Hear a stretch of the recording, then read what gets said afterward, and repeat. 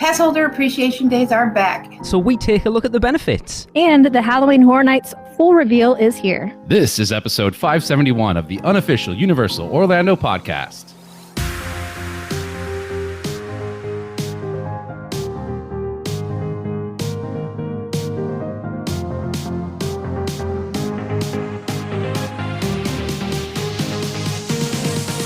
What is up, everybody? Welcome back. As always, we have a great show. Actually, we have an amazing show for you today because we're talking about our favorite thing, Halloween Horror Nights. But it's not just me by myself. No, I have my co-host with me here. I have Lee. That's at least half our listeners just turned off at that point. Hello, everyone. Well, I want to prepare them for what's about to come. That's what she said. Michelle. Hello, everybody. And we have a Producers Club member guest, Holly. Hello, Holly. Hi, everybody. Holly is a little nervous, I think, at this point. No. She's going to show us all up. Watch. You'll see. You will see. We got this. Just speak in Tracy's accent, Holly. You'll be good to go. Good luck. I could never fill her shoes. Her accent. Hush your mouth. What the hell was that? That was when Brian did his hush your face, hush your mouth, shut your face. Shut your face. All right. Holly Carter is this week's Tracy. So Holly, very briefly, if you'd like to introduce yourself and quickly just tell us your favorite Universal Orlando park, ride, and food item. All right. I am so excited to be here today. I am an OG Universal lover. I've been going since Universal Studios was the only park. There was nothing else there. Nice. And I finally got smart, moved down here, and we're working on raising the next generation of Universal lovers. So my favorite park, nostalgia, it has to be the studios. It's I don't imagine it would ever not be the studios. It's just when I walk in there, that's it. Yeah. My favorite ride, it's Men in Black. Yes. I have been saying for years and years and years, if I ever win the lottery, which I don't really play, so I guess I can't win, that I'm going to commission one for my backyard. But yeah, I love it. And so my favorite food, again, we're going to go with the nostalgia, and I have to go with the potato web at Finnegan's. But if Universal is listening, and I know you're listening, Universal, please, please, please bring back the poached pear creme brulee crepe because it was divine. They need to bring all of them back, to be fair. It's the lemon blueberry one I want. I never tried that peach one. Was it a pear one? Was it pear? Yeah, it was like wine poached pear. It was amazing. Oh, Chris. Mm-hmm. Yeah, words. Awesome. Well, let's get into it with some little things with Seth. Hey, this is Seth Kaburski from the Unofficial Guides, back with your look at all the little things new around the Universal Orlando Resort for the beginning of August 2023. We've recently received announcements about some upcoming events at Universal.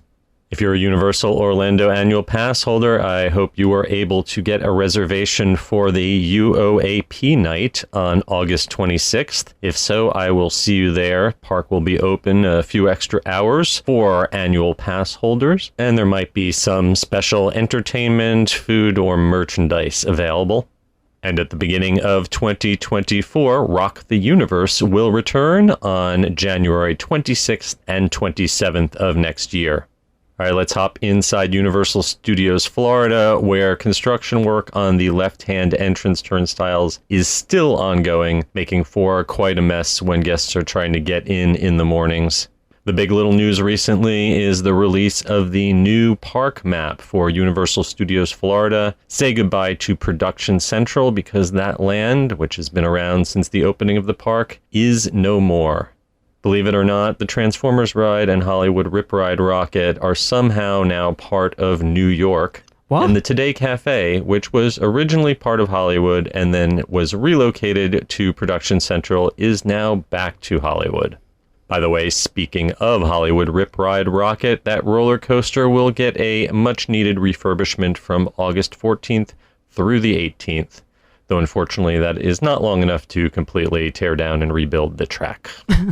Right across from the Rocket, Minion Land continues its soft opening or technical rehearsals ahead of the official August 11th opening of the land. I was there on the first day that integration with the smartphone app was turned on at Minion Blast. You may need a team member's help in tapping your phone to your blaster to get it connect correctly. I had some issues. But once you do so, you can set up a player name, track all of your accomplishments, and even edit your preferences for the gun. Also, keep an eye out for V symbols located inside the attraction queue, in the gift shop, and all throughout Minion Land. These are scannable for collectible badges inside the app as well. On the other end of the scary spectrum, Halloween Horror Nights is on its way. We've received the full list of haunted houses and scare zones, and merchandise previewing Exorcist Believer is now available in the Five and Dime and All Hallows shops.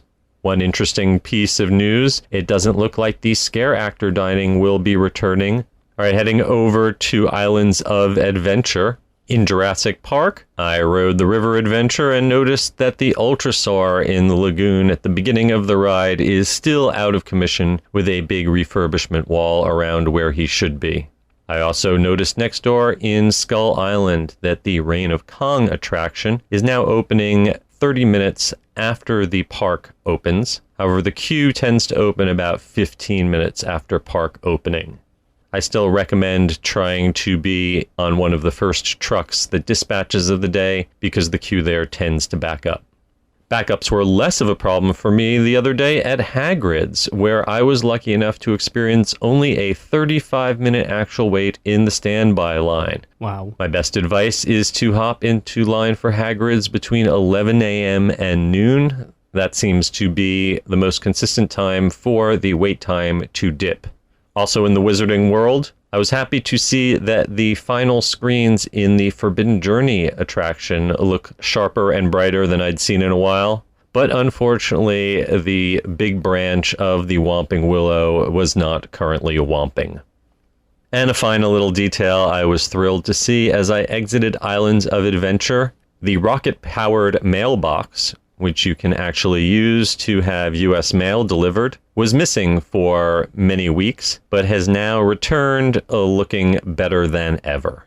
Finally, let's wrap up with some food news from the hotels.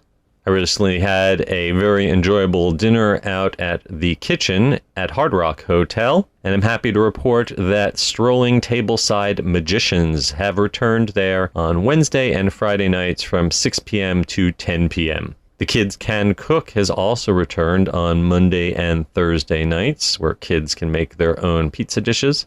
But unfortunately, the kitchen sink challenge, which involved eating an entire burger, a pound of fries, and the ginormous $50 kitchen sink cake, has now been discontinued. You can get all of those items individually, but there is no more contest to try to finish them. And we'll end our evening over at the Royal Pacific Hotel, where the Orchid Court Sushi Bar is going to be bringing back live musical entertainment on Friday and Saturday evenings. Look for that to return sometime later in August. All right, that brings us to the end of another round of Little Things. As always, you can find me and my books at theunofficialguides.com, and I'll be back in a couple more weeks with more little things from around the Universal Orlando Resort. So apparently those strolling magicians in the kitchen magically make $100 disappear from your wallet. They're called the servers. Sure. We're actually going to the kitchen when we're over in September. Michelle, I know you don't like it. I don't care. You're not coming with us. I was like, well, that was aggressive. So you won't be there either. We're going with the Coopers, actually, on Tuesday night. So we haven't been for a long, long time. To be fair, we haven't even eaten at the kitchen properly. I've only ever done the kitchen sink challenge. Well, normally you eat in the dining room, but yeah, I get you. Ha bum bum. Be one of those. I ate at the kitchen. I mean, it's been a while, a long time. So I should give it another try. But I wasn't a big fan the last time I was there. Holly, you a fan of the kitchen? It's all right. I think their flatbreads are pretty okay. Yeah, that kitchen sink challenge. I think we talked about it recently because I know Sam Naj, who's in the Producers Club, he's gone over today and he did it last year, but he didn't. He just bought the individual items. But I think we talked about in our Hard Rock episode, to buy those individual items now will cost you about $100. When we did it, it was $45 for the whole thing. That's crazy. Like the cake alone is $50 now, right? That's nuts. It shows you how much it's gone up how much everything's gone up since 2015. I mean, I know it's like nearly 8 years, but even so, it's like doubled in price. Dude, it's gone like that since the last year for Horror Nights, so to be expected. It's weird that they got rid of the kitchen sink challenge because they never really advertised it either. So it's like if they've got rid of it because no one's doing it, it's because no one knew about it. Yeah. I mean, I thought it was a cool thing. It's just one of those little like niche things that the hotel offers, and I feel like it's a draw for guests to go and, let's go do the kitchen sink challenge. Yeah, and like we did it as a big group people. a couple of times, yeah. I think it seems to be so I tried to get a guy on. There's a guy who's a professional eater from over here. He lives not far away from us. And he did it, I want to say last year, and they completely... I shouldn't be talking about this with Universalists. They completely screwed him. They gave him way more than they gave us when we did it before. And he spent the first 5 minutes complaining because he'd done his research on it. And he knew at the time that they'd completely screwed him on it. And so he never finished it. And I invited him on the show and he's like, I'm still dead salty about it. So no disrespect, but I don't want to talk about it. And I was like, fair enough. How did he know they gave him more? Like, was the burger bigger? Or I think they gave him way more fries. I think they gave him extra ice cream. I can't remember. The video's up on his YouTube channel. It's called Beard Meets Food. Yeah, because obviously we had Katina on to talk about it, didn't we? And then he did it not long after her. And yeah, he was a bit salty over it. I don't blame him, to be fair. When Tracy and I watched it, like, yeah, they've given you way more because they know you're a competitive eater. They've tried to screw you on it. And it's free if you do eat it, right? Or Yeah. it used to be, right? Yeah. Okay. Something else to add for the Minions ride is, I don't think he mentioned, you can add friends in the app. Aw. So I'm guessing that's to keep track of your friend's score to see who's the winner Aw. Isn't that throughout nice? time. It's super sweet. Holly, have you ridden that yet then? I have, yes. We went when they a couple weeks ago, right after the weekend they started doing the technical previews. So what did you think of it? I thought it was cute. I thought it was really cute. I was very worried about the size of the blasters because I had heard that they were pretty large and maybe be hard for smaller kids. They weren't as heavy as I thought they were going to be. Okay. I think that the dots are a little close together, though. That's pretty much chaos. And how old are your kids?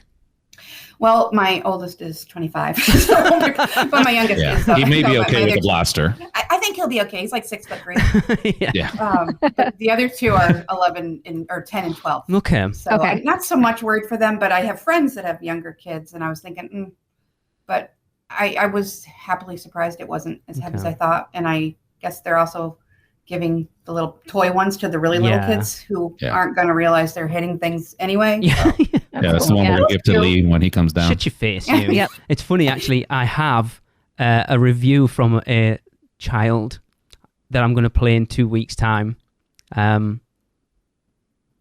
We know him. Ooh. You are aware of this person. Chris, you have met him. Michelle, you have met him. I bet I know who it is. Yeah. I'm just going to tease. I'm going to leave that there. Does he have a biblical name? Yeah. Oh, yeah. Okay. Fits quite well in Florida. Yeah. Yeah. That's cool. Holly, I got to ask, what was the score, by the way? You know what? I took a picture of it. I could tell you, but I don't remember it offhand. Okay. I don't think I did that great. But I did figure out halfway through that if you hold it up by your shoulder, you could hear the minions talking. And it also made it easier to tell when you were actually hitting something and exploding it. I'm genuinely quite excited for it, to be honest. I wasn't, and then when all the initial reviews came out and it sounded like it was awful, and now having listened to your review, Chris, and all the gang there, and seen some bits and bobs, I'm actually quite excited for it. I know it's not going to be the best attraction in the world, but I think it's something I'm going to ride a lot. Yeah, it just sounds like a fun, repeatable, try to get your score higher ride. It's a nice addition to the park. Yeah. They just need to address those concerns that we had in reference to like having too many people on screen at once that causes slowdowns in the screen and all that. But that's, again, fixable. Aside from that, it's a fun ride. I thought so too. The first person that can have their name as UUOP and get up on that scoreboard and take a picture of it, I'm going to give them a prize. That's awesome. I think that would be quite interesting to see with the first person. That might be Kyle because he already has his as UUOP Kyle. Really? All right. Yeah, we should all do that. UUOP. Yeah. I will say he still cheats on this ride as Of well. course he does. Because he does course not he stay does. in his little bubble. So Of course. That's Kyle. That's his modus Calling you out, operandi. Okay, Chris, my score was 247, 215. So not great. I mean, that means nothing got to to me. start doesn't it? somewhere, right? Yes. Considering it So sounds like you don't have a clue what you're shooting at most of the time, I guess that's not bad. Yeah. Yeah, absolutely. So I got to pick a bone, and I think Here we go. I've done this before too. But the new park map. Yep. Mm-hmm. So all sounds good. I don't really mind Transformers and Rip Ride Rocket being a part of New York. Rip Ride Rocket Fine. makes no sense being part of New York. Well, I mean, it's on the edge of it. That's fine. So is Minion Land. It's literally opposite. In fact, it's But not. listen, It's not even that's closer to. not my bone. Go on. Today Show Cafe. In Hollywood, The yeah, Today I get that. Cafe in Hollywood. That is a New York. The Today Show is in New York. Yeah, but it's right in. Oh, it's yeah. in Hollywood, though. If that's where you put it. I know, in but the- it doesn't make sense. It is a thing that is in New York. It should not be in Hollywood. Right. So, That bothers me. Michelle, take your I get nerd you. hat off, right? And let's go. That Universal wanted to put a Today Cafe in, and the only place they could think to put it, because it was nowhere that somebody went, was the Beverly Hills Boulangerie. So we're going to chuck it in there because no one goes in there. And if we do this synergy, it works out well. So we're just going to chuck it there. And if people want to complain that it should be in New York, well, tough, it's there. No, I know from listening from being on Rush of Fear and listening to Kenneth talk about past haunted attractions. I know that there are empty buildings over in New York. But There are empty buildings. They could have put it in New York. But why wouldn't you put it right at the front of the park, which makes much more sense when they do. Why does it breakfast and make more stuff sense? there? They could have put Because- they could put other food establishments No, there. It didn't I have like to be it the there. Today Cafe. I like it there. I don't They're care. just doing theme park gerrymandering. That's what we're doing. I don't like it. I I don't don't care. like it. I don't care. It bothers Universal don't me. care. It Obviously bothers not. me so much. Right, to be fair, Michelle, you don't go in it anyway. Because apparently you're Because- not a sandwich girl. It's out of place. That's why I don't That's go in. not That's why why you you Pisses don't me go in off. there. Oh. No. Tell I us mean, how I you don't really eat there feel. because the lines are usually long when I walk past it. Is And it I'm not a hell? standard score, but I like the bakery type items. Holly, you a fan of the Today Cafe in Hollywood? Yeah, we really no, not in Hollywood. I'm a fan of the cafe, but I Thank am you, agreeing with Holly. Michelle. Thank you. I'm 100% on board with you. That will drive me nuts, and I will think of it every time I walk past it. I couldn't Should be care there. less. Yes. I don't care. I like it, and I don't care where it is. Why couldn't they name it something different? Like what? Tomorrow's Why Cafe. does it have to be the Today Cafe? Thank you, Chris. You're welcome. How about the Hollywood Cafe? How about something that has to do with Hollywood? Some famous Well, they wanted cafe the in synergy Hollywood. with Exactly. NBC and all that Exactly. stuff. And Because you that's have why. NBC building right across the street over there, ish. Not across. Not really. but It's nowhere down near, the Chris, to hall. be fair. it's just wrong. It doesn't matter. Okay, moving on. I have more issue with Hollywood Rip Ride Rocket being part of New York when it's nowhere near. Well, they can just drop Hollywood. It can just be Rip Ride Rocket. But it's not. Well, that's an easy fix. And Minion Cafe is closer to New York than Rip Ride Rocket is, to be fair, so... Anyway. Well, you know my thought on Rip Ride Rocket. One, it sucks and should just be totaled. No, Two- I am not going to take your comments on Rip Ride Rocket with any relevance because you haven't ridden it. You can't comment on it because you haven't ridden it. Once you've ridden it, and then you can say it's crap, then I will take your comments. Until that point, not interested. Technically, They- the truth. They need to change it to match a Minion ride, to make it a Minion roller coaster. That would be an easy changeover too. You still wouldn't ride it. Rip Ride Mayhem. If they'd put a shoulder harness over it, I would. No. Anyway. Holly, do you ride Rip Ride Rocket? Are you a fan? I have ridden it once during the day and once during the night, and I probably will never ride it again. There you go. But at least you've ridden it and you know you don't like it. That's fine. Yeah, well, the only thing is, to me, it's too rough. They need a chiropractor instead of a gift shop at the end of it. And I remember going on a VIP tour once and asking, why can't they do something? And they said, well, because it's outside, they couldn't really do anything better with the headrests to make them, not try to break your neck. But if it wasn't for that, I would enjoy it. But it's just too rough for me. I don't have See, an I issue feel with like it. I don't feel like that's a rough roller coaster. Like, Me like either. the Hulk, I rarely ride the Hulk just because I just get banged up every single time. I gray out, and then those seats are the most uncomfortable seats on a coaster I've probably ever ridden. See, I can do the Hulk. I just can't do the back. Yeah. Anyway, Yeah. the problem is everyone's ridden Velocicoaster a ton of times. It's like the smoothest thing on the planet. Oh my God, Yeah. yes. Yeah. Mhm. Yeah. Are we going to pour one out for no scare actor dining this year? Interesting, isn't it? I think I meant to mention it 2 weeks ago that I was like, is anyone considering that Mel's is down for refurb because that's where they're putting scare actor dining? And apparently not. I wish. It would have been perfect. It would. Literally perfect. It really would have Yeah. been. But it looks like it's not happening, which is weird. Which is so weird. I mean, I get it did not work well at Louis. It caused a big cluster F back there. It just didn't flow well for being like buffet style. It didn't flow well for actors to be able to walk around because there were just always lines backed up with the buffet. So I get Louis didn't work, but why the heck could they not have put it somewhere else? There's so many other options. Is there though, really? Well, Mel's die-in would have been absolutely It perfect. would have been you're right. perfect, and that's why I thought it. But But it then they wouldn't. don't have that buffet style. Yeah, exactly. It What wouldn't- about like Fast Food Boulevard? Don't you think they could have done something in there? Big money maker for It's a Halloween good Horror idea. Nights. Yeah, true. Yeah, I don't know where else they would put it because it looks you- like Minion Yeah, but it Land's doesn't gonna run Be, all night because Louis opens back up after character dining as That regular is Louis. true. That's very true, actually. They could have used Lombards for all I care. I Like, mean, they could honestly retrofit any one of those restaurants to work in a buffet style. Yeah. It wouldn't be like the easiest thing, but like I would have loved it at Mel's. it's Lombards or Richter's, like all those places would have been fine. strange, isn't it? I mean, obviously we're going to talk about what's kind of replacing it, and that just seems weird. I don't think Yeah. it's a replacement at all. They're No. not even like similar. I think, yeah, I'm not. That's not what I'm saying. We will get onto it later. It's way Yeah. down the line. Yeah. Okay. Let's move things along here then. Yeah, because we've got a lot to get to. We do. So Passholder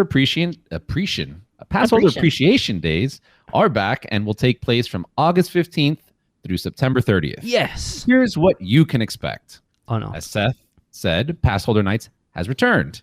The night you've been waiting for is back. August 26th marks the return of Passholder Night, presented by Coca-Cola at Universal Islands of Adventure. The park is your playground after dark.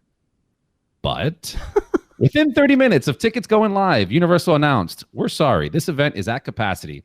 We can no longer accept new reservations. Please note that if you cancel your reservation, you will be unable to book a new time as space is no longer available. We look forward to seeing you." That's and weird. As a caveat, if you'd like to see grown adults complaining like children about how unfair it is that they can't go to a free event that Universal did as a nice gesture, then head over to the annual pass holder page and have at it. So true. It's weird though that if you cancel it, they don't open that. It sounds like they don't open that space back up again for anybody else either, Yeah. which I mean, is it makes weird. sense. I wonder what the capacity for a pass holder night is. Have you ever been to one? Has anyone ever been to one? I would assume it would be a pretty big No. capacity. I mean, it's the whole park. Yeah, Or they but don't put that much capacity because they want it to be like a lighter night. it's strange, isn't it? It seems a weird thing for them to do because they're not making anything out of it. It's just a nice gesture. It is. That's all it is. Yeah. And it got sold out. Immediately. People, get over it. Yeah, I mean, I put 30 minutes. Someone told me they reckoned it'd gone in 10, which Yeah, I doesn't believe surprise it. me. Yeah, I mean, listen, everybody has the ticket already, so you're not paying anything for it. And you get to go at nighttime, which is normally closed at Universal. Of very course true. everybody's gonna wanna Does go anyone to know it. what the hours are for it? Nope. No. I mean, Well, it says the park is your playground after dark. So I'm assuming after dark, when the sun's gone down. after dark. Yeah. Yeah. But I mean, 7 p.m. to 11 p.m. okay, so 4 hours. It's not a massive amount of time, but for nothing. Yeah. If you're a local, you have your annual pass, I would do it in a heartbeat. Yep. You know, I missed it by 4 days. yeah, I missed it by 3. Yep. Same with the food tasting thing. I can't do that either because I'm missing it When is that one ending? Like the 29th? I don't know. We something? haven't got there yet. Let's not jump the news. Okay, sorry. Jump the gun here. Wow. Let's get this. Can we back get on Can we track. get to the fun part? The All HHN right. part, All right. please. You've got Holly, your own let's, podcast for let's that. move this train here. Yes, sir.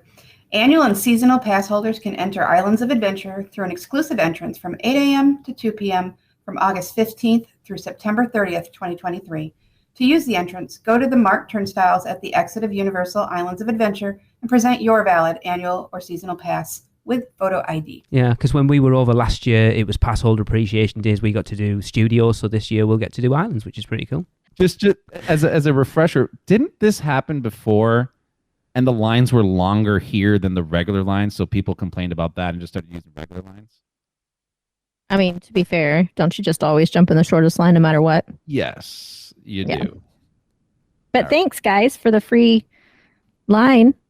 Yeah, That's again, they don't Yeah, have to do good it. sometimes.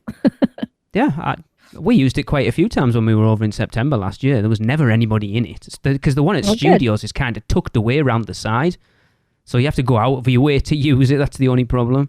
Whereas islands isn't so True. bad. Yeah.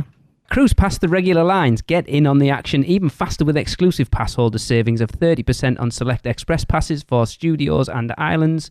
Again, from August 15th to September 30th. Available for purchase at studios or Islands of Adventure front gate ticket windows only.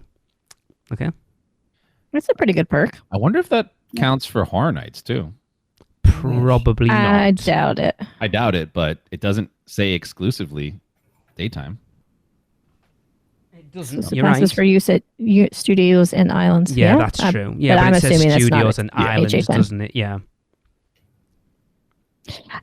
Flash your pass for dining discounts. Oh. Get access to exclusive offers like an additional 10% off mobile food and drink orders at Universal Orlando owned and operated restaurants. Plus, there are even more special offers at all Universal hotels.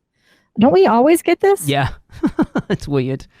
No, Okay. no, this is an additional 10% on top Oh, it of the 10% does say you're you already right. get. Oh, Yeah. But you have to do it on Additional. mobile food orders, not just showing it, Okay. which is pretty sweet. So 20% off. I hope that's the way that's working. Did you do mobile order at the hotels, though? I've never tried, to be honest with you. I wouldn't have thought there is. I can look in the app right now and tell you while Chris moves on. Well, She's rushing This is things. not Who's just for- hosting this bloody thing, by the way? the new Chris. Go ahead, Chris. Chriselle. Chriselle. Rochelle. No, but to be fair, this says so food and drink orders at Universal Orlando owned and operated restaurants. It's not saying just hotels. So this is the entire theme park. Yeah, but I'm saying it's also got Oh. the 8 hotels as well. Plus, there are even more special offers at all 8 Universal hotels. So that's probably just something completely separate here because I've never seen mobile ordering at a hotel. Yeah, okay. There are some online ordering that you can do for the hotels, but being that they're owned and operated by Lowe's. That's a good point. That's interesting then. Yeah, that's a good point, actually. See, that's probably why they add the even more special Yes. offers from the hotels. Yeah, it's a good point. All right. No one gets these but you. Pass holders can purchase exclusive menu items at select locations. To order a pass holder exclusive menu item, ask venue team member for assistance. In City Walk at Voodoo Donuts, you can get Yeah. Yeah. the new guava cheese. Raised yeast shell filled with cream cheese and guava filling. Yes. Dipped in a yellow honey icing. You can get that for $3.95 plus tax. That sounds good. Plus a 10% pass holder discount. 20% if you do it mobile ordering. 20, yeah. They're going to pay you to eat donuts. Oh, yeah. That sounds good. Yeah, FYI, no mobile order. I checked mobile ordering at like Bayliner. No, it's not I available. didn't think so. Holly. At NBC Sports Grill, you can get the avocado toast burger, which consists of an all-beef patty, fried egg, California smashed avocados, EVOO, sea salt, pickled red onions, feta cheese, cherry tomatoes, all for $16.95 plus tax. What's I would eat Evo? pretty much anything with pickle. What's Evo? Extra virgin olive oil. It is. Yes, we've had this conversation before, haven't we? Yeah. Oh, wow. Is that how the kids are saying it these days? If Tracy was here, she'd be like, avocado. on that. Sounds all right if you like. It's like the millennial burger, isn't it? Well, To be fair, I'll take a fried egg on anything. That's so. It very all true. sounds good, but the avocado. Yeah, Tracy agrees with you. I know she's not here, but she will. Over at Margaritaville, which I will never be setting foot in ever again, the new barbecue brisket tacos, 14-hour smoked brisket, creamy green apple slaw, peach barbecue sauce, flour tortillas for $21.95 plus tax. That just sounds really good. It sounds very good. Yeah. It really does. That might actually make me step foot in Margaritaville. Yeah. Take more than that. At Antojitos, crab enchiladas. Chichilo? What the heck is chichilo? Mole. Mhm. Mole. Chichilo mole. Jicama. Is that how you pronounce that, Chris? Or Don't- jicama, yeah. Don't tell Either her. one. Slaw, house rice, refried beans for $19.95 plus tax. At Twosomes, you can get the peaches and cream stuffed French toast. Wow, yeah. French toast stuffed with citrus agave flavored mascarpone. Mascarpone. Yeah. I never eat that. Cheese. Topped with peach cobbler, whipped cream, peaches, and vanilla ice cream for $13.95 plus tax. Yes. That's Is that a actually- breakfast or a dessert? Anything you want. That- That's Yes. I'm hungry. yeah, It sounds very good. It That really sounds does. really good, and that price is pretty good too. It comes with ice cream, so Yeah. huh. Yeah, that's a winner. A la Absolutely. mode, as the French would say. Yes. Elia mood. At Cowfish, they have a new sushi burrito with salmon poke, plantain chips, lettuce, citrus ponzu, wasabi mayo, sushi rice, nori, and avocado spread for $19 plus tax. Now I sent this to Tracy and she was like, if it wasn't for the avocado, no thank you.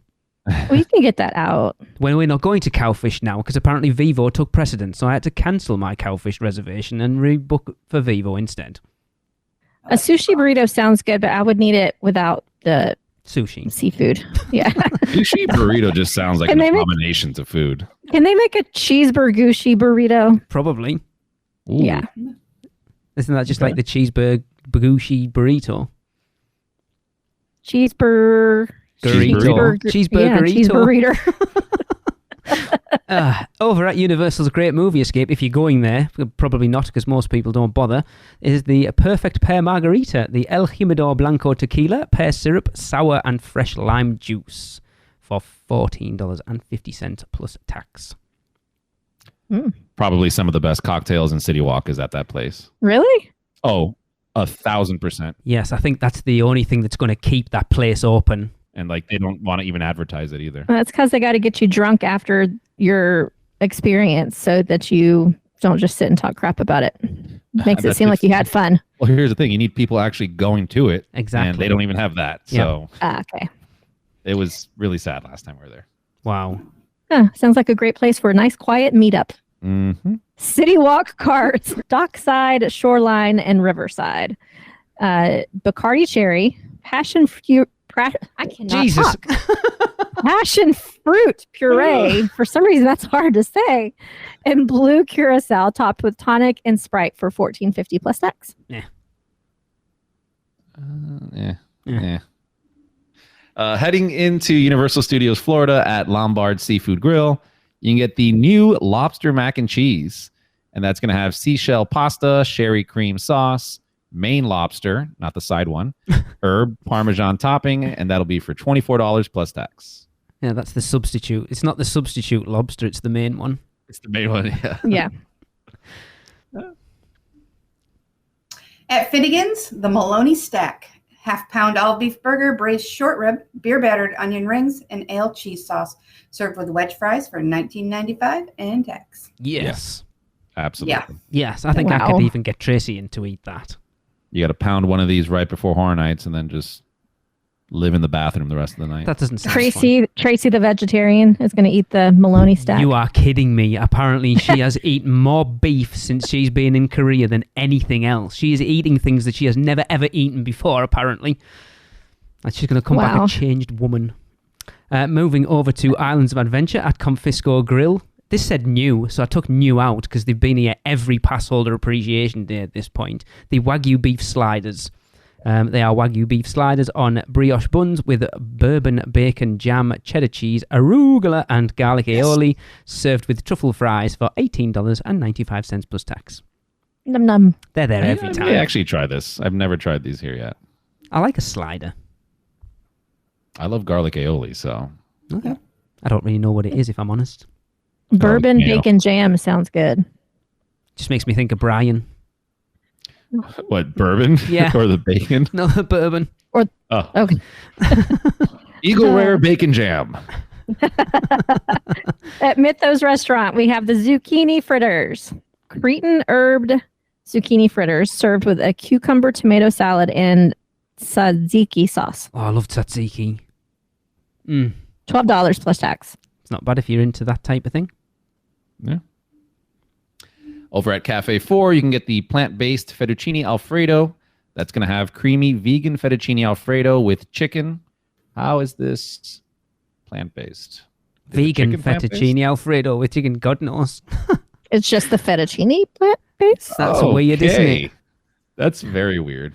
Because it would be like creamy vegan fettuccine alfredo with that chicken, like the fake chicken. But no, Yeah, is it fake chicken? Right, This let's put is the call chicken, out. so, Shelby, let us know what the hell's going on with this dish, please. yeah. Over at Volcano Bay at Waka YY Eats is the Island Chicken Pancit Bowl. Sauteed vegetables, noodles, and grilled chicken tossed in a sweet and tangy island sauce for $17.49 and tax. Yes. That sounds really good. Yeah. I wish they'd just do a cheap ticket to go into Volcano Bay, and like it doesn't mean you can't ride anything. You just go in, have a wander around, eat some food, and then go. Because I would do Yeah. that. Pretty much what I Or- do when I go there. Anyway. Fair Yeah. enough. I might ride around in the lazy river once or twice, though. Well, with the island chicken pancit bowl. Like just rested on your belly, eating away, floating down the I river. mean, not a bad idea. If you'd let me, I just floated in a float I next just to me. see Michelle with like bits of salad floating around in the water next to her. Like picking it. Oh, missed a bit. I'll drop that bit there. That'll do.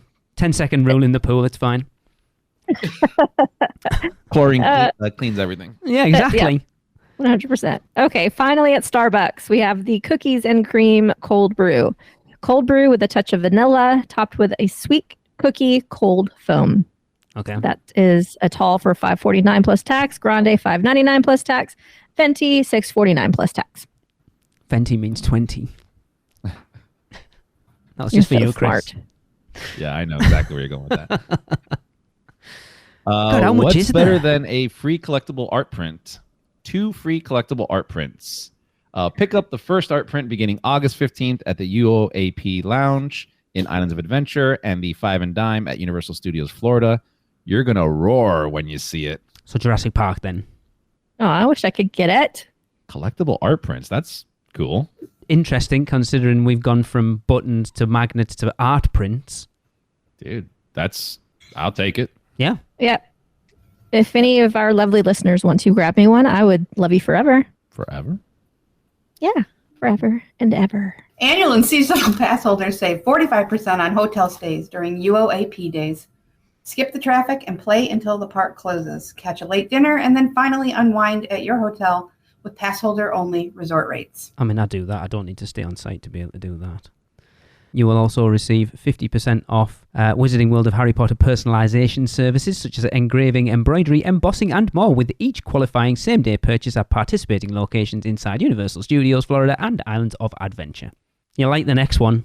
Oh, yes. Not Thank enough you percentage. so I'm much. I'm still not doing it, but Save on Universal's great movie Escape. Escape into the movies for less with 30% off on all Universal's great movie Escape experience tickets purchased at the venue. Holly, have you done the escape rooms? I haven't. I was so excited for it to come and then we never have. And with the reviews and I don't know. I'm sad that it's not amazing and everybody's loving it, but Visually amazing. I will say that. That's about... yeah.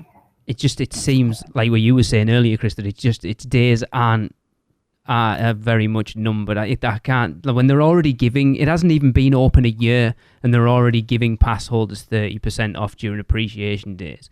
And I know they reduced the prices recently and then put them back up, that they're obviously struggling for guests. Look, I'll even further than that. Like last time we were there, like I had told you, I think I messaged you guys when we were there hanging out. We were just grabbing drinks in there, just talking.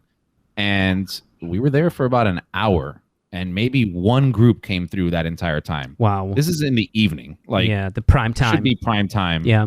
It was really sad. It was really desolate. And then on top of that, like the other thing I pointed to Alexa, I'm like, this is not normal of Universal to do this, right? In a theme park, things are just kind of around you and you just kind of go and observe.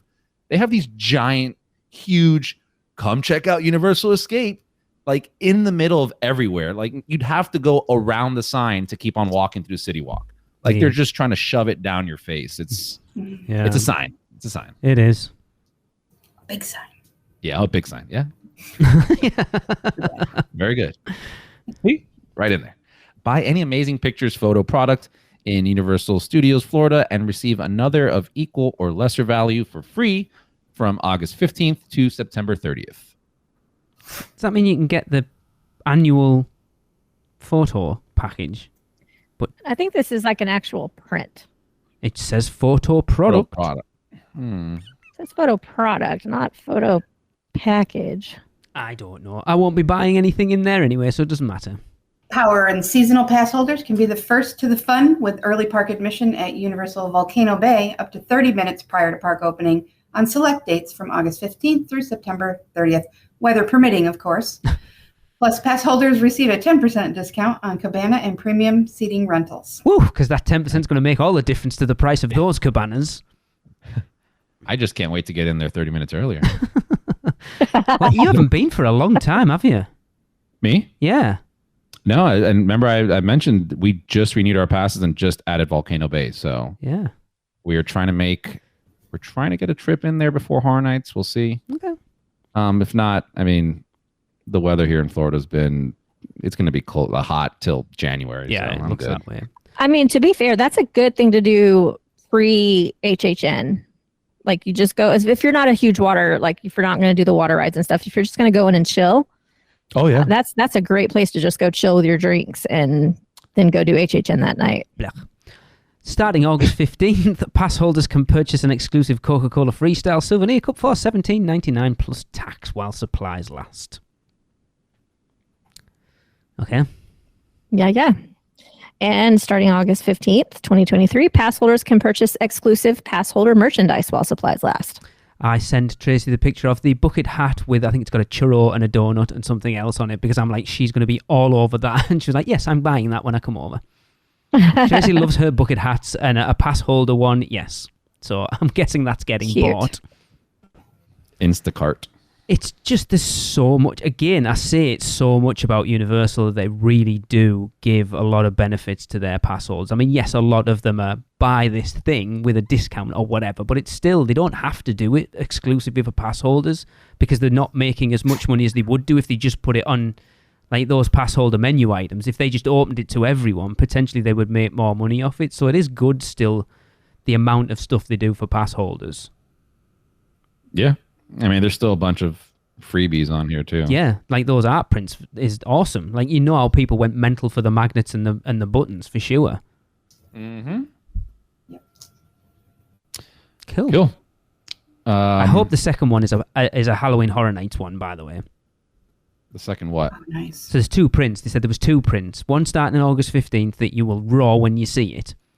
So there's a second one at some point, and it better be a Horror Nights one.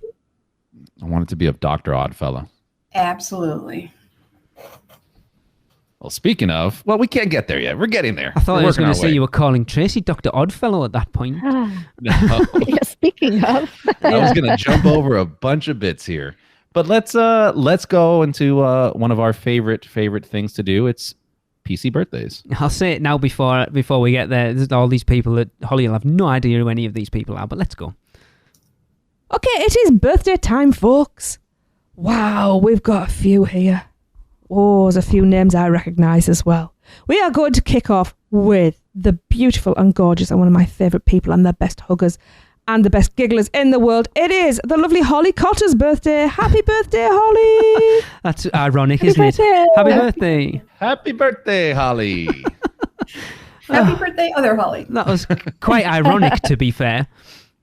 That was August the 13th. I'm not sure if I said that. I may have done. August the 15th is the lovely Steve Milsom Payne's birthday. Happy birthday, Steve. Happy birthday. Happy birthday. Happy birthday, Steve. Happy birthday, Steve. And on August the 16th, we have the amazing Michael Morris's birthday. Happy birthday, Michael. Happy birthday. Happy birthday. Happy birthday. August the 17th sees the fantastic Jeff Elbaw's birthday. Happy birthday, Jeff. Happy birthday. Happy birthday. Happy birthday, Jeff. And then on August the 18th, we have the lovely and the gorgeous Francesca Morales' birthday. Happy birthday, Francesca. Happy birthday. Happy birthday. Feliz cumpleaños, Francesca. Happy birthday. Oh, Chris is going to be gutted if one of these come in. Holly's going to be gutted that she didn't get one, Chris, by the way. I need to go back and re-record all this. Tough. And then we have, for August the 20th, There's more? we have one of my favourite people. I have lots of favourite people, though. You know, you're all my favourite people. I shouldn't say that. We have the amazing and the fantastic Thomas Brino's birthday. Happy birthday, Tom. Oh, Happy birthday.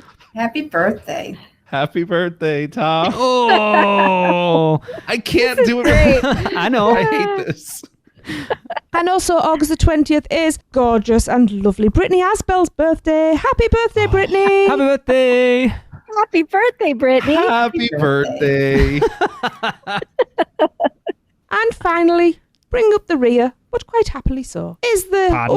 what should we say, the wonderful and lovely Stuart Brown's birthday. Happy birthday, Stuart. Happy birthday, Stuart. Happy birthday, Stuart. Happy birthday. So we do have 2 additional birthdays. Michelle, would you like to read these off?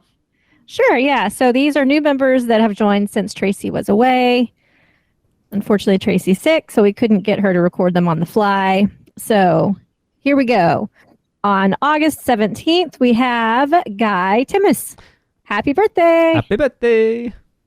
Happy birthday. Happy guys. birthday. And it's the amazing Guy Timmis. Come on. Oh, yeah. Oh, Come on. I'm not Tracy. I'm not even going to pretend to be Tracy. All right. So on August 20th, we have the fantabulous, the lovely, the gorgeous, the wonderful Melanie Barber's birthday. Happy birthday, Melanie. Happy birthday. Happy birthday. Happy birthday. I didn't realise Tracy was bloody Oliver Twist, by the way. Yeah. They started getting I like thought you heavier throughout the entire thing too. Also, how I do you told think you I Guy's going to couldn't feel pretend after to you be- did that for Melanie? I mean, I couldn't pretend to be Tracy. I told you. Anyway. I got your back, Guy. I got your back. And I hope you all have wonderful birthdays, and I hope you get spoiled, and I hope you have more than one slice of cake and lots of presents. Cool. Yeah. All right. We are going to take a quick ad break so we can pay the light bill, and we'll be right back.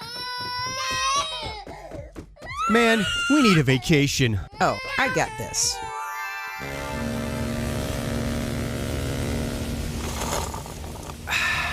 Whoa, that's awesome! But I was thinking something a little more adventurous. Okay, how about this? Yes! And how about some relaxation from Mama?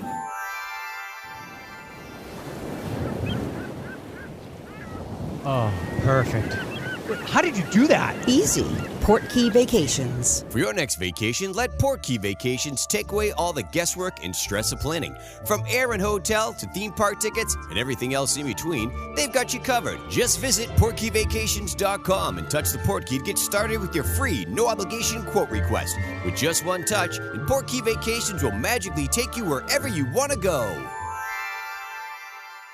Welcome back. We've got a lot to get We to are in the now- last 25 minutes. Oh, geez. Yeah, we have a lot to cover. Let's go. And it is Halloween Horror Nights related, so Those of you who don't care, turn off now. yeah, leave it No, on. don't turn it off. Yeah, leave it on. Leave it on. Leave it on. We'll add little zingers in there for everybody else. All right, so Universal have finally given us the full reveal for this year's Halloween Horror Nights. So let's go through it all. Of course, we've already discussed The Last of Us and Stranger Things 4. Quickly. Holly, Stranger Things and The Last of Us. Excited, not excited? Are you a Horror Nights fan? I suppose we should ask first and foremost. Oh, yes, I am. Very much. She said that with reply. conviction. Awesome. Good very reply. much. It's all about the story, and I am here for it. Yeah, Stranger Things is, I'm very excited about that. The Last of Us, I am unfamiliar with, but I am going to familiarize myself prior to the event. My son tells me I should watch a video game walkthrough Agreed. rather than the series. So that is what I plan to do. I've finished the game, both parts. I've got the last episode of the TV show to watch again. So I'm pretty much up to speed. I'm kind of obsessed with it at the moment, if I'm honest. Nice. Yeah. The show is amazing if you haven't seen it, but the house is based off of the game, which differentiates a bit. But still amazing. Both of them are awesome. Yes. All right. Let's go. And we also have The Exorcist Believer. So inspired by Universal Pictures' terrifying new horror film from Blumhouse and Morgan Creek Entertainment in theaters Friday, October 13th. The Exorcist Believer haunted house will unleash an entirely new level of terror to Halloween Horror Nights. In this new chapter, guests will be transported to a bustling street market in Haiti, where an innocent purchase of a strange folk doll with 3 eyes leads to the opening of a demonic portal. Of course it does. Yeah. Super normal stuff. The awakening of sinister spirits and the subsequent disappearance of 2 12-year-old girls in the U.S. The girls are found 3 days later with no memory of what happened to them. After the girls begin to exhibit unsettling behavior, it soon becomes clear that only an exorcism can save them. And everyone who comes in contact with them, including the unwitting guests, is suddenly at risk of losing their souls. Let's not give too much away, guys, because we're doing our hype lists in a couple of weeks. So, yeah. I just saw the trailer for this for the first time in theaters. It looked pretty good. So, I mean, I'm open to it. I'm excited. I like this kind of stuff. I know So, you yeah. Yeah. Holly? I'm afraid it's going to be too much of a tease. Like, with the movie not coming out till Friday the 13th of October, that's my only concern. Yeah. That's true. Yeah, that is a weird. That is a time. very weird thing. I agree with you on that. It's not the only time they've done it. I'm sure they did it with Dracula Untold, whenever that house was that year. But it is strange to do. I think it's obviously like a Universal Pictures thing, and they've said, you will do a house based on this, even though it doesn't come out till near the end of the event. Well, it does say inspired by. So it's not, that tells me it's not like a walkthrough of the movie. No, like you're not going to see definite scenes. So, I mean, to be fair, they could, based off of just the trailer alone, they could literally just build out like 4 or 5 rooms on those different scenes from the trailer. So people have that in their mind, and then, doesn't give anything away from the movies. Okay. Cool. Chucky, Ultimate Kill Count. Inspired by the hit USA and sci-fi series and cult classic films, Chucky, Ultimate Kill Count casts this killer doll as the star of his very own haunted house for the first time. A true sadistic killer, Chucky has been mired in the agony of disrespect he feels from his peers and not being taken seriously. Thus begins his quest to turn his haunted house into a living slaughterhouse by killing every person who enters. So this one's interesting because I know on the official podcast they said the idea behind it is that they were doing a Chucky house, and then Chucky came in and went, this is crap, I'm going in it and I'm going to take it over because I want to amp up the amount of kills in it. So it's a really meta house, which it jumped up my anticipation level quite a bit at that point. Mine too. Apparently I think they're going to that's a great idea. Yeah, apparently there's going to be like kills of the creators and things like that too. So that's going to be kind of cool to see. Sounds really fun. Yeah, it was. I haven't seen the show yet. I've heard some good stuff we about enjoy it. We're about.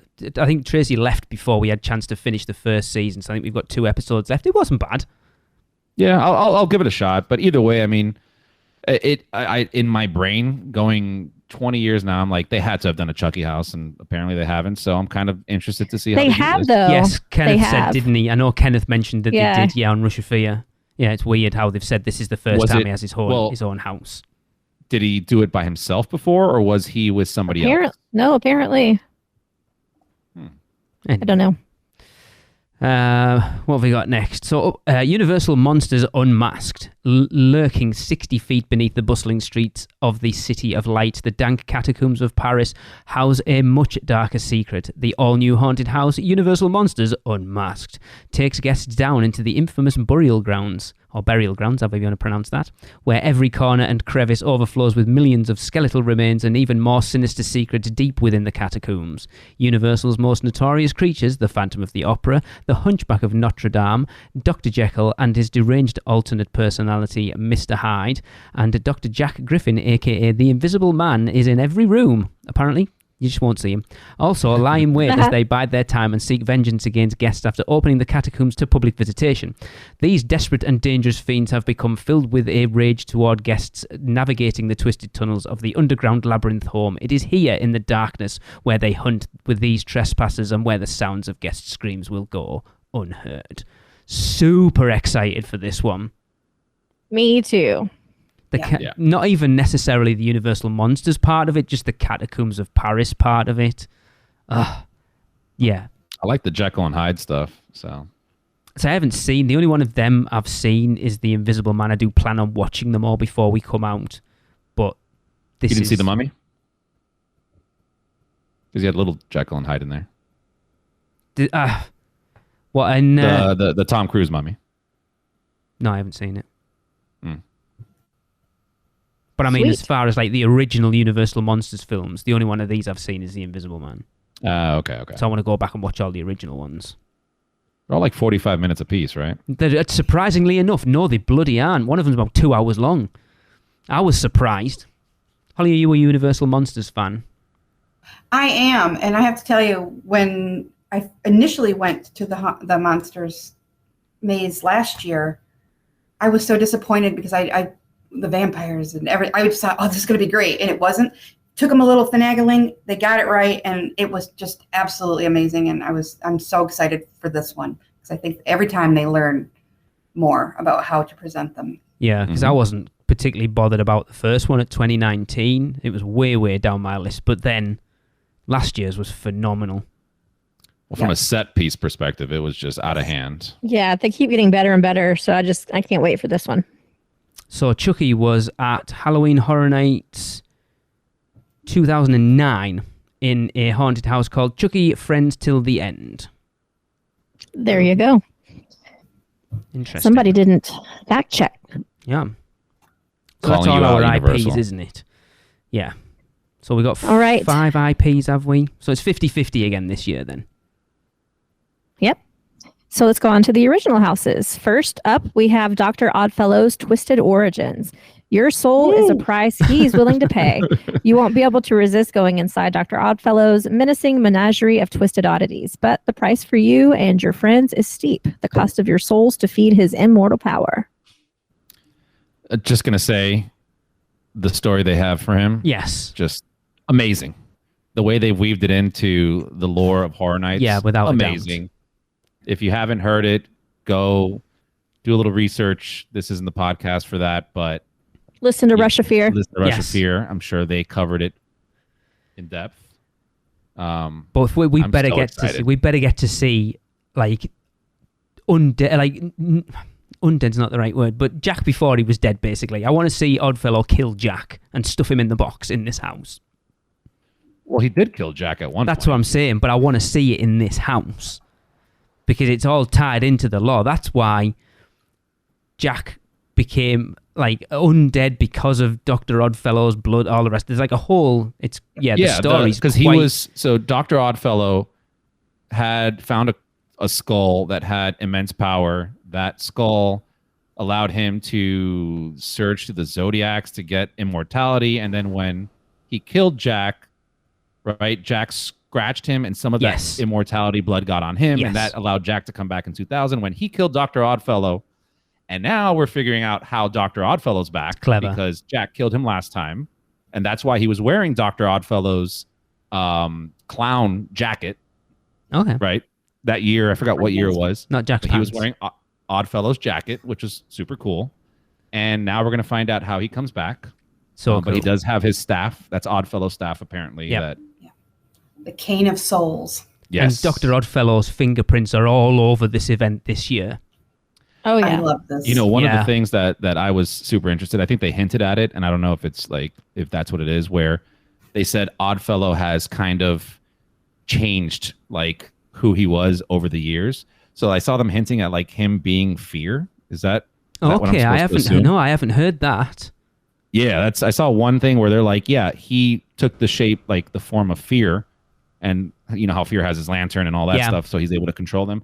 So if that's the case, I mean, this is like the orchestrator, Yeah, you know. of everything. Yeah, Yeah. Like he's above Jack at that point. It's so interesting. It's so Very. cool. Yeah, it's been They a need to long make a time. movie out of It's been a this. long time since we've had an event that kind of has an overarching story for the whole event Mhm. that actually makes sense. Yep. Cool. All right. Next one, super hyped about this one. I'm sure many are. The Dueling Dragons Choose Thy Fate. No matter who you choose, you lose. Two warlocks of great power were turned into dragons after trying to take Merlin's spellbook. Now you and your friends are caught in the epic battle. You must choose a path and a victor. Are we expecting? I know it's kind of been talked about on the official podcast and stuff. Do we actually think this is going to have multiple paths through or not? I 100% think that. I think it's going to have two, and then two endings for each one. Didn't they say there was going to be four total? Yeah, they did. Yeah, it's. I don't understand. So, do we think it's going to split in the middle, or when you go into the house, you will choose a different entrance? Ooh, I don't know. I never even thought about that.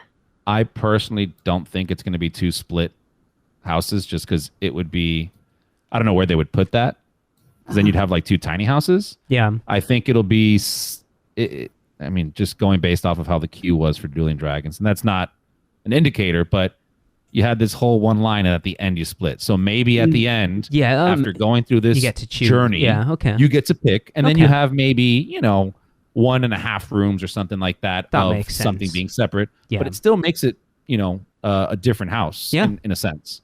Yeah. So cool. Like the throne room of icons captured, kind Yeah, of.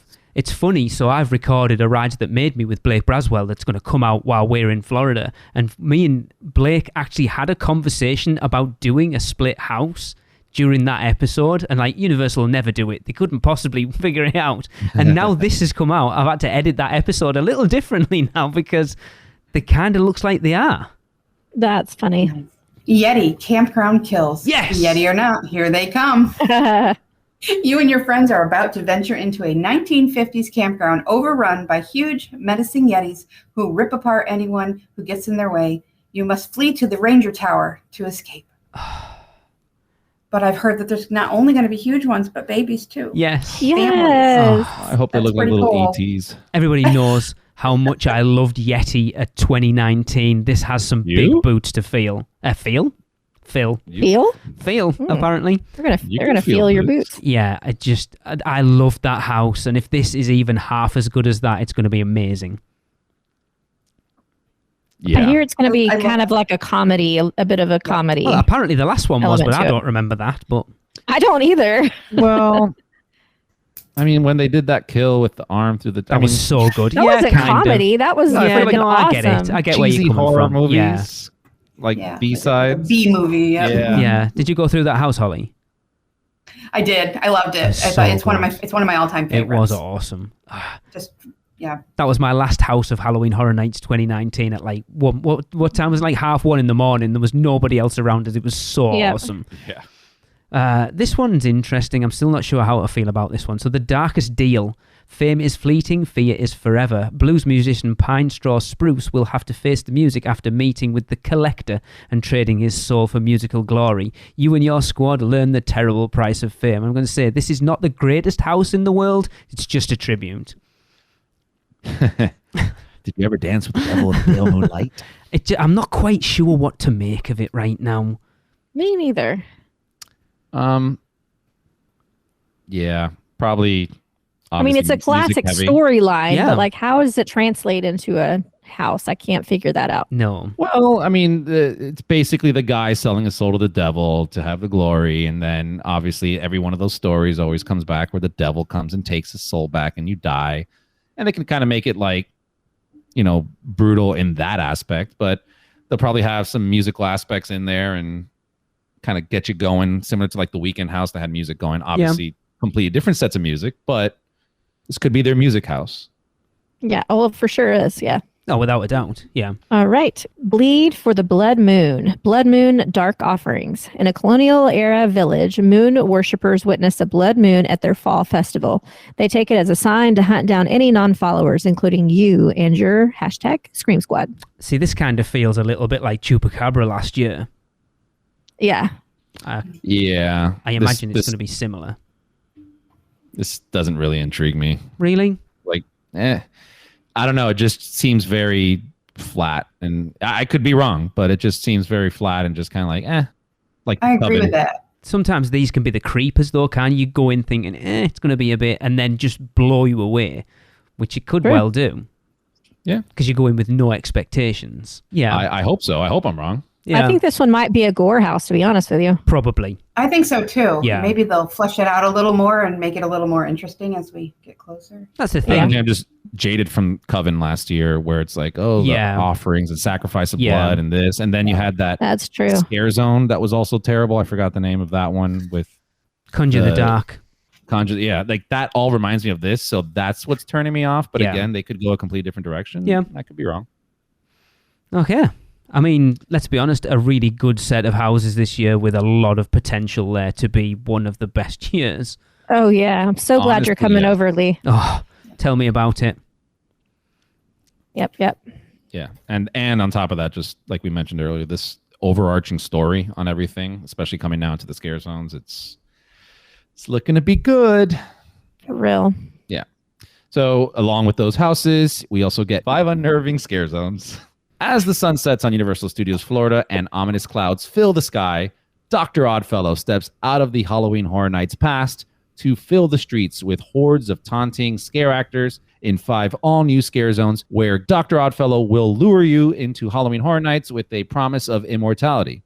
As he lifts the veil on all the horrors to come, you'll soon realize that you may not even survive the night. Okay. Yes, Dr. Oddfellow has entered a dark dimension to harness the power of the Zodiac and live forever. He twists the signs into malevolent beings who will foretell your doom. As his star rises, yours falls. So apparently this has been done. Was it Singapore last year? The Zodiac one, yeah. Yeah, I think it was in Singapore last year.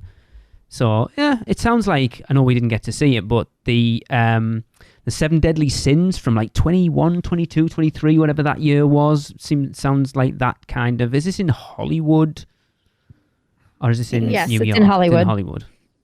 Yeah. Oh, yeah. Of course, I know what's in New York. Yeah. It sounds all right. I mean, the costumes from Singapore looked pretty dang awesome. Yeah. This one I'm excited about. And normally I find the Central Park scare zones can be a little hit and miss, but this looks awesome already. In the 1920s, Dr. Oddfellow ventured deep into the darkest jungle, performing horrific experiments on nature. Now his monstrous creations are running amok, and are coming after you. This looks amazing. Those huge bats that are hanging down at the moment just look, so cool and perfect. The perfect setting for it in Central Park as well. Oh, yeah. 100%. Yeah, I one of the things I love, like even, normally we'll get scare zones that have theming to IPs and all this stuff, but the fact that just these scare zones are just linking all these different traits to Dr. Oddfellow, they can do whatever they want as long as it fits in with the story, and that's what they're doing. I think it's a fantastic way to come at these scare zones in a different way. Well, it's cool too how it takes him through different different decades. Yeah. And if you look, each scare zone seems to be based in the area that it actually is in the park. Yeah. So, for instance, in New York at 60s Music Fest. In a small New York town, you'll jam to popular bands with fellow concert goers until Dr. Oddfellow unleashes vicious vampires on the audience. They're out for your blood. And of course, this is Vamp 69. Yes. We all know what happened in that time period and what they're going at here. Yeah, I've just realized I think it's going to be super cool. It looks awesome already. Yep. Holly, are you a fan of scare zones in general? Because I know they're kind of for me. It depends. Sometimes it takes me a while to warm up to them. Sometimes I can just sit and be in them and enjoy them. I think that's the issue, isn't it? I think the more time you can spend in them, the more you appreciate them. That if you're just walking through, you kind of miss what's going on. And that's hard for you, Lee. It's hard for us to get you to just sit and I don't be. have that time to do that, really. Yeah. But for me, the scare zones are half of the event. Like the houses are awesome, but the scare zones are awesome too. So I like to take the time to enjoy the scare zones and watch people, get scared and watch the actors. It's fun. Yeah. Definitely. Yeah. And watch them scare other people, kind of hang back. Yeah. And watch. That is a lot of fun. Oh, yeah. I've just realised I never bothered putting the scare zone names in any of these descriptions, but okay. I think this was the Shipyard 32 or something, is it? I don't know. What? Yes. I got to drop, by the way. I'm pushing it right now. All right. Sorry. It's all right. I wish I could be on the rest. My bad, man. So Chris is off to see Dr. Oddfellow because he wants to be immortal. So bye, Chris. Yeah, I got a doctor's appointment. All right, guys. Have a good Take it show. easy, buddy. Holly, pleasure Bye. meeting you. Bye, you too, sir. Okay, Shipyard 32. Enter a 1940 San Francisco shipping yard full of mysterious crates and cages bearing Dr. Oddfellow's symbol. Beware, his nightmarish oddities have now escaped, spreading fear and chaos in their wake.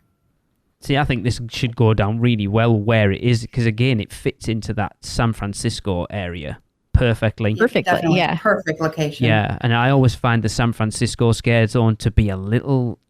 It's usually one of my least favourites. So it'll be interesting to see how this one turns out. Yeah, I think it'll be cool seeing the boxes and I think there's going to be somehow Jack tied into this too, because isn't this his storyline with him getting placed in a box? Maybe. And yeah, so interesting to see what they do with that. Okay. I heard that we were also going to be seeing like some new creatures that Oddfellow has collected, but along with some that we know. Yeah, that's cool. So I'm interested to see from previous events what those will be. Yeah, I wonder if there'll be the from Dead Man's Wharf in there, possibly. So it kind of sounds like the Shipyard Scare Zone version of Hellblock Horror from last year, then. Yeah. Oh, So if exactly. we get a Yeti in there, I'll be happy. right. For definite. Yeah, so there's the 5 scare zones. Again, I think it seems like a really good mix of scare zones this year, to be fair. Yeah, not to be off track, but I had one more thought with this that just came to my head with the shipyard idea. If they take a note from SeaWorld's scare event, and if they actually use those crates with fake drop down doors and windows in them, dude, that was one of the biggest scares I ever got in my life, was walking past something that just looked like nothing.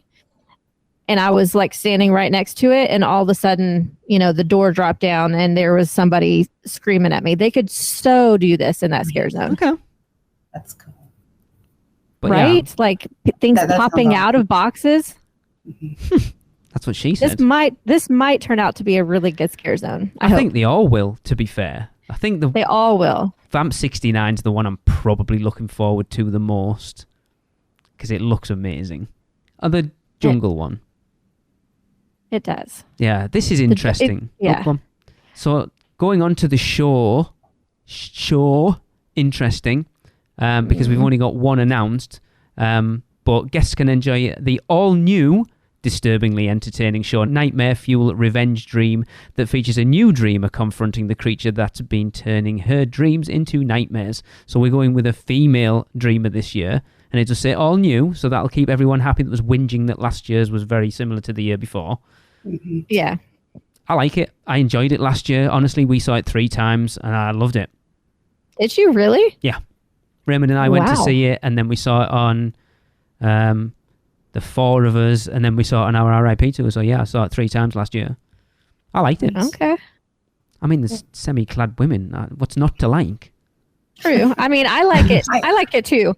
Yeah. I am glad that it's going to be a new show, though. What I find interesting is if you listen to the official podcast, Laura Sauls keeps referring to shows, plural. But they only mention one, but she keeps saying our spectacular shows. Now, I don't know whether we're getting another announcement at some point or not. but it seems weird that there's only one.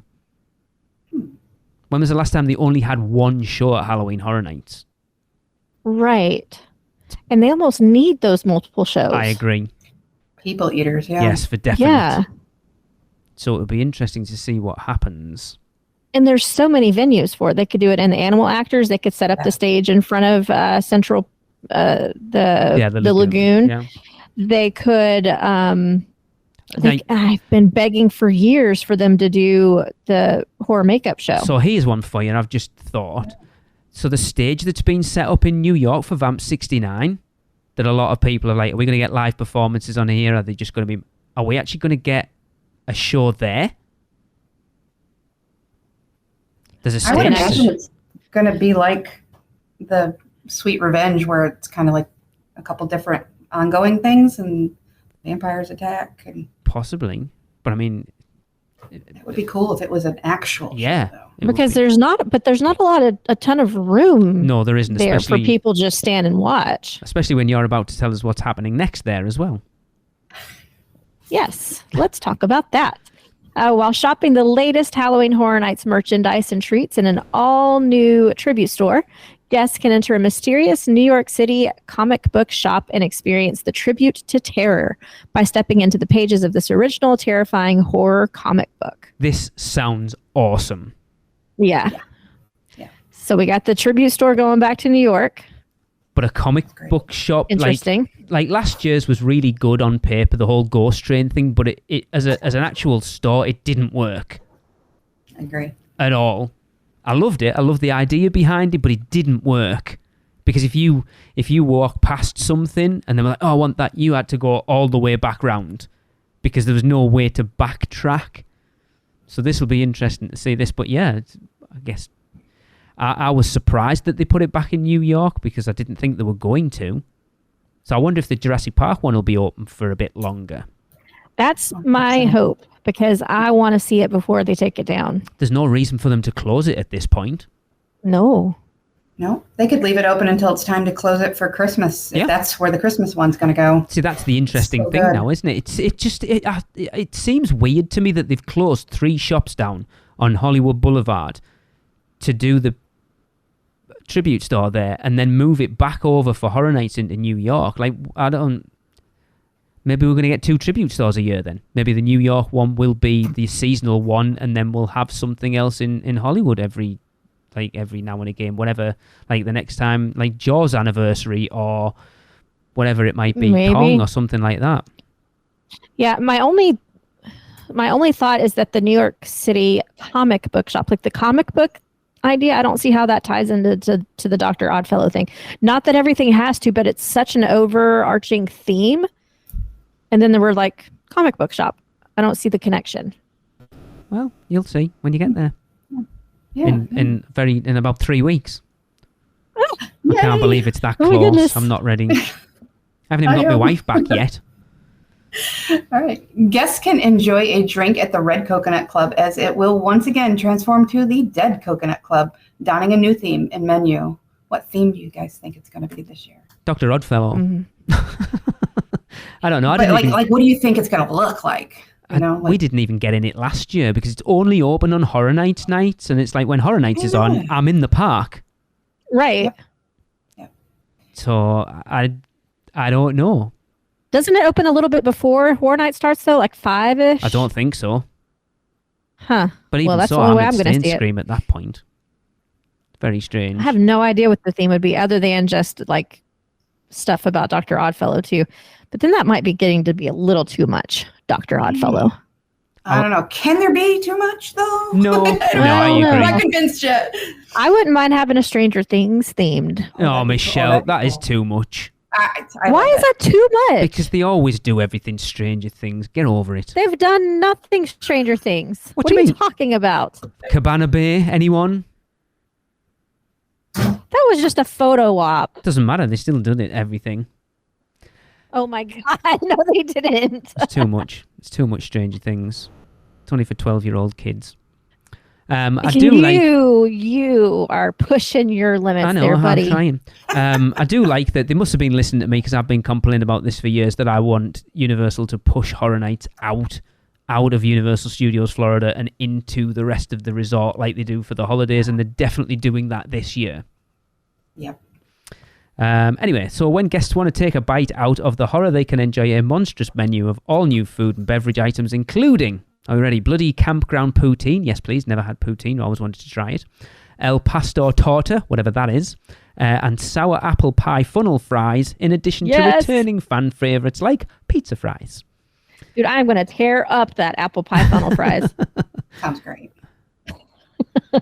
It's funny how they only give us like 3 things though. It's like there'd be so much other stuff. It's going to be quite like, we tried a lot of the food at Horror Nights last year, and I'm hoping for some. And yes, Kenneth, I heard that you're going to buy me 10 of those deep fried PB&Js. You'll be eating them yourself, buddy, because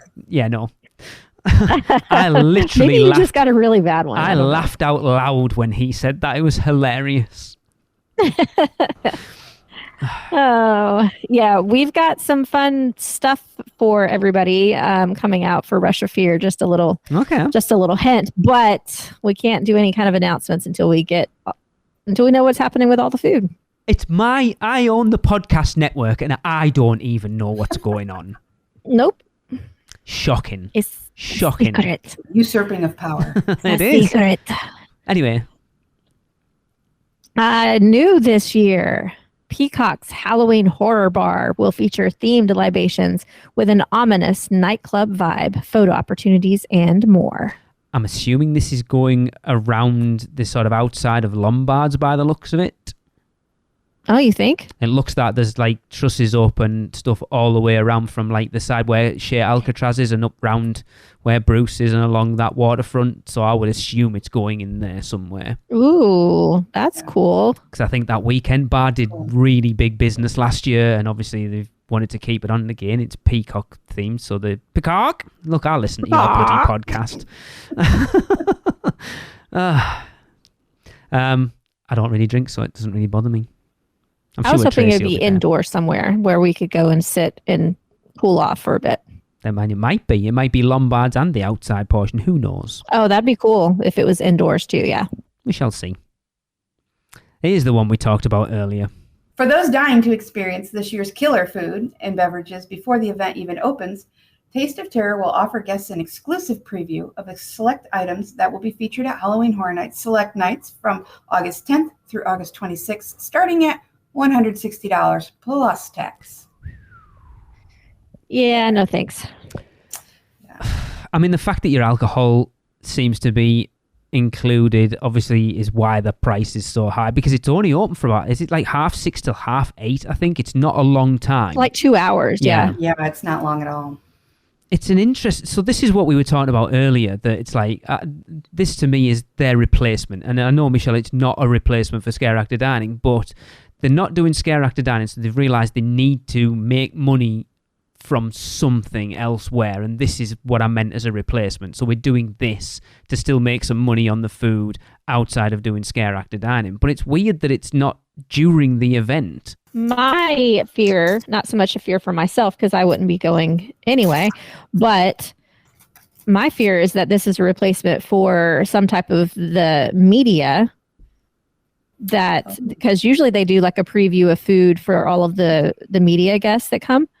I'm thinking they're not going to do that, and they're going to instead make people, because only people attending this are going to be some type of media, bloggers, podcasters, whatever. So you're telling me the one year that Tracy and I are over opening weekend, we're probably not going to get media access? I mean, I'm expecting it to be fair. Well, I'm not saying necessarily that they won't have like media access, but as far as like where you get to try all the food and stuff, I'm wondering if they're not going to do that. Instead, they're making people pay for it. God knows. Because who else would do this? Right. At the price point and everything, it has to really matter to you. Yeah. To access something that you could access during the event. Yeah, but then those lines can get crazy long. That is true. Like, I know our oldest wanted the pizza skull last year, and we never got it because the lines for it were always ridiculously long. I mean, that would be the only... But $160? Oh, yeah, it's a lot of money. I mean, that's a lot. I don't know. They were it's just weird. Discount for AP now, but I don't know. It's still a lot of money. Yeah, You can get a blinky cup. And don't forget, It's it says starting at $160. So the potential for it to be even more on some other nights is pretty high. Yeah. I mean, like you said, you do get the Blinky Cup if you're 21 or older. Mm-hmm. Right. And I think you get a freestyle cup as well, don't you? You get that. You get the freestyle one, and I think one download. Okay. Yeah, so it's not too bad, I guess. If you drink a lot and you can hit the ground running, then you can make it worth your while. But it is a lot of money. Yeah, I don't think I would be tempted to do it. Well, it's good because you won't be there. Well, I won't, you're right. And I'll get to do bits and bobs of it at the RIP tour anyway, to be fair. So exactly. Very specific audience it's for, I think. Yeah, vloggers. Like, yeah, 100%. Of course. Yep. All right, let's move on to the hotels. So Chucky's Twisted Playground, open daily, 2 p.m. to 10 p.m. at Cabana Bay Beach Resort. Pose for killer photo illusions in this immersive experience based on the USA Sci-Fi TV series featuring everyone's favorite redheaded doll, Annabelle. No, Chucky. I find these weird. We did the Monsters one last year, and they're kind of awkward. If you're not a posing for pictures type of person, they're kind of weird. Well, I guess, yeah. Like we kind of, you wonder. Just about everybody's a posing for pictures kind of person yourself. these days. Yeah, and that's what it's aimed at again, isn't it? I mean, I have no intentions of going over to Cabana Bay this trip, so probably won't see it. I mean, and to be fair, how many freaking photo ops have we had for Chucky in the past 3 years? Yeah, that's true. So, not my favorite. Nah. It's cute, but it's not like a huge draw. No. But, and I'm going to go ahead and talk about the Swizzle Lounge, Lee, just because it makes sense. But also at Cabana Bay, they've got the Swizzle Lounge, which they usually do that bar there as well. And it's pretty cool. This year, all it says is get a taste of Halloween in this festively themed lounge featuring Halloween themed specialty drinks. I did go there last year. And it was, the drinks were pretty dang yummy and pretty dang strong. And probably expensive. I mean, no more expensive than any of the other specialty cocktails you'll get during the event. But for some reason, Cabana Bay seems to be like the Halloween Horror Nights hotel of choice for all of this extra stuff. But I like what Holly's about to tell us. Yes. At the Spooky Sunset Lounge at Universal's Endless Summer Resort, Dockside Inn and Suites, you can get drunk in the spirit of Halloween in this festively themed lounge with a tropical vibe featuring pineapple jack-o'-lanterns and Halloween-themed drinks. I like the way Holly kind of messed that up a little bit, but I like what you did with it. It's get drunk in the spirit of Halloween. It makes more sense it makes more sense than what was actually written there, to be fair. So we're staying at Dockside this trip, so we'll actually get a little bit of Halloween Horror Nights at the hotel, so that's pretty cool, actually. Yeah, I'll take a pineapple jack-o'-lantern. That's cool. Oh, right? Actually, yes. So not only do we have the lounges, but we also will have the Universal Monsters Gallery of Legends, where you can go on a photo hunt to find 7 different Universal Monsters photo opportunities waiting for you in 7 different Universal Orlando hotel lobbies. Perfect. So it's basically the Christmas trees, but Halloween Horror Nights. Universal Monsters, yes, that's so cool. I love that. I love it. The Halloween Horror Nights is, like I said, finally reaching out beyond Universal Studios Florida, and it should be more in the rest of the resort because it is your premier event at the parks. Why not promote it everywhere you possibly can? Yep. So and much I think going if you're on. staying on site and you're going on this monster hunt, and maybe you're staying at Cabana Bay this time, and you get to see Hard Rock and Portofino Bay and around to the different ones, might be a good way for people to, kind of check out other hotels for their next trip. So Yeah. a little bit of advertising. Give them a little FOMO. Oh, Michelle will be there going, what are these waifs and strays doing at my beloved Portofino Bay? How dare you? How dare you sully the streets of my beloved Portofino? You are so wrong. I want everybody to enjoy my favorite hotels. Everybody should make it happen. It's so amazing. But this year as Horror Nights overall just looks like they have ramped it up to 11. All the houses look great. All the scare zones look great. Everything else outside of just Horror Nights itself look awesome. It is looking like it's going to be one of the best years. Yeah, and I was just noticing, and correct me if I'm wrong from last year, because last year I only went like twice. But this year, the entire event, every single night is open 6 p.m. to 2 a.m. Is that right? I don't know. Yeah. Yeah. There used to be, I don't know, again, last year, but I know at least the year before that they had varying closing times between 12, 1, or 2, with the 2 a.m. being closer to the, mid-October end of the event or weekends. But this year, 6 p.m., 2 a.m. every single night. I'm sure it was open 2 a.m. every night we were there, and we were there, the second week of September? Because we never left. I mean, we never stayed till 2 a.m. apart from the RIP tour night, but we were in there at like 1:30 some nights. Okay. So like I said, maybe it was that way last year too, but I can't. Maybe I don't really remember. I'm going to call the official podcast out at this point though, because they were like, Universal, let's get the bump out the way. So Universal Halloween Horror Nights runs from September 1st to October 31st. I'm like, no, it doesn't. How is your own podcast getting the dates wrong? Because it runs an extra 4 days this year, doesn't it? It runs till November 4th. November 4th, yeah. Come on, people. That's why we're the unofficial podcast. Cool. I am very, very excited. Me too. Can't wait. This will be the year that I go the most number of nights. All right, don't rub it in. I'm going less than I did. You have gone. I'm going less than I did last year. More than I have ever. What? That's not true. It is, because every time you come out, you're here for at least a week and you go every night. Usually I come down and I'm only available for 1 or 2 nights. We only did 5 nights last year. Only. All right. Holly, before we go, top 3 houses, your hype list for your 3 that you're most looking forward to. Okay. Well, I mean, Stranger Things just has to be there. It just has to because, I mean, Eddie. It just has to. Of course. Okay, so that one, and let's see. The Oddfellow house, because I am so nerdily interested in all this background with Oddfellow and Jack, and I'm hoping that we get like a little, maybe like a silhouette or something of, when he kills Jack. Yeah. I don't, something. So that one I'm really super excited for. And then, let's see, number 3, it's going to, Monsters. We're going to go Universal Monsters, yeah. I think it's tough. I trust them to make it rock. Yeah, I've done my hype list. And I've kind of just done it, and I'm going to go back to it because I'm not 100% on it. It was pretty tough, to be fair. It's really hard. It's not like there's a lot of gaps between 1 and 10, really. Yeah. For any of the stuff. It's going to be very interesting. Michelle, you shush. We'll do ours in 2 weeks' time. Yeah, I'm not going to give you any hints for mine. I will say though, like last year it seemed pretty easy, at least to like separate between bottom 5 and top 5. Yeah. This year, not so much. No. I think a lot of people, and I'm talking to a lot of people, I think the bottom 2 hype list wise are already set. I think we've already kind of hinted at it when we were discussing the houses earlier.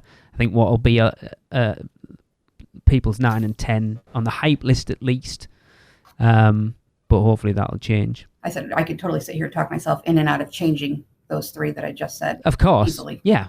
And that's what I love about Horror Nights, though. It just depends on, like, you'll do it with your hype list, and you'll do it when you go. You'll come out your first night, and your top 3 will probably be entirely different from your top 3 the next night or the next night or the next night. Yep. I love it. That's what I love about Horror Nights. It's just depending on how you are, what run you get through a house can entirely change how you feel about it. Yep. Oh my God, I can't wait. Cool. 3 weeks for real? Only 3 weeks? It's 3 weeks till week 3. So as this comes out, it's 2 weeks till my beloved gets home, and then 3 weeks until we fly out to Orlando. So it's like 3.5 weeks till the first night of Horror Nights. That's so crazy. Right, that's going to end the podcast, and of course that means it is time for a Universal Is, and this one comes from our guest Holly. I'm gonna dangle a carrot. I've mentioned it in the Producer Club. This year, at the end of this year, we are retiring Universal Is. I need much more time to explain what we are going to do moving forward. I'm super excited about it because I think it's going to be a lot of fun. But that's it. I'm just going to dangle it there. So we've still got a few spots left if you want to get Universal Is in. Of course, all you've got to do is let us know what you think Universal is in 3 words or less and send them to us at podcast@uuopodcast.com. But for this episode, Holly, it is over to you. Universal is my first love. Awesome. Cool. See you next week, everyone. That was another episode of the unofficial Universal Orlando podcast, the best and only podcast about Universal Orlando on the island. Check us out on social media on Facebook, Instagram, Twitter, YouTube, and Pinterest. Just search UUO Podcast. For all the podcasts, news, and articles, check out our blog at uuopodcast.com. Contact us at podcast@uuopodcast.com. Join the Producers Club by emailing us at uuopproducers@gmail.com. Listen and subscribe to the podcast on Apple Podcasts, Spotify, Google Podcasts, Stitcher, and everywhere else podcasts are found. Check out our friends, the Theme Park Duo, for all your other theme park news, and email Michelle at portkeyvacations.net to book your next trip. So until next time, this is Amity 6, call off the Marines, we're coming home.